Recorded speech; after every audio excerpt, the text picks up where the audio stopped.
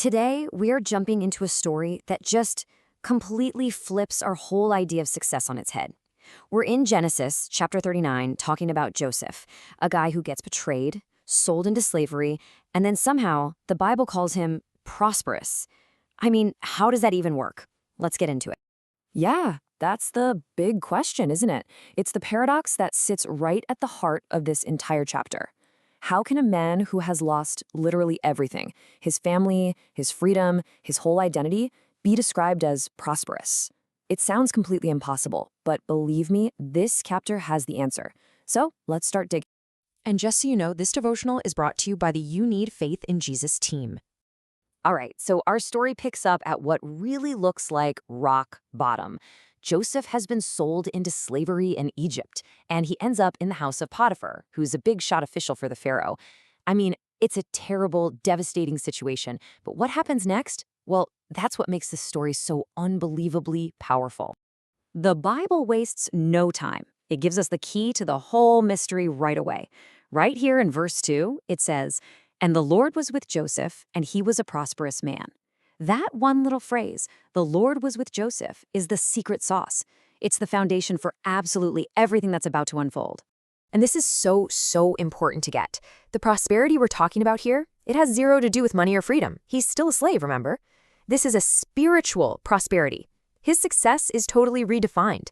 It's about being excellent at what he does because God is empowering him to do it. It just completely flips the script on what success looks like. And you know, the writer of Genesis really wants us to catch this. That phrase, "the Lord was with Joseph," isn't just a throwaway comment. It appears 4 times in this chapter alone.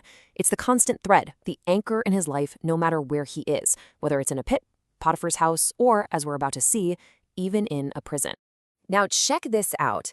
This wasn't some quiet, personal thing nobody knew about. Joseph's relationship with God was so real, so tangible, that Potiphar, his pagan master, saw it. The text says his master saw that the Lord was with him. Joseph's faith had such a visible effect that it was an undeniable witness to someone completely outside of his belief system. That's amazing. But you know how it goes. Just as Joseph is finding this incredible, unlikely success, his character is about to face its biggest test yet. It's funny how the biggest challenges seem to show up right after we've had a big win. And this test comes directly from Potiphar's wife. The Bible mentions that Joseph was a handsome guy, and she definitely notices. She starts making very direct, very inappropriate advances. And this wasn't just a one-time thing. The text makes it clear this was a relentless, day-after-day pressure campaign. Now, Joseph's response here is just a masterclass in how to handle temptation. First, he refuses immediately. No hesitation, no let me think about it. Second, he reasons horizontally. He appeals to his loyalty to his boss, Potiphar. But third, and this is the most important part, he reasons vertically. He calls it what it is, a great wickedness and a sin against God. And finally, number 4, he flees. He literally runs away. He physically removes himself from the source of temptation. This line right here, this is the core of it all. For Joseph, the main issue wasn't, "Oh no, what if my boss finds out?" The ultimate issue was his relationship with God. He saw this temptation for exactly what it was, a betrayal of the God he served. And that conviction, that was his strongest shield. But here's the hard truth. Doing the right thing doesn't always get you a gold star, at least not right away. Joseph's integrity came with a very steep price. It led him straight into injustice and a whole new level of suffering. You see, her rejection quickly turns into revenge. If she can't have him, she's going to destroy him. She takes the piece of clothing he left behind when he ran away and uses it as proof in a completely made-up story accusing him of doing the exact opposite of what actually happened. And just look at this comparison. It's a complete inversion of reality. Every single thing she claims is a lie designed to twist his righteous actions into something wicked. He was just doing his job. He refused her day after day, and he ran away to stay pure.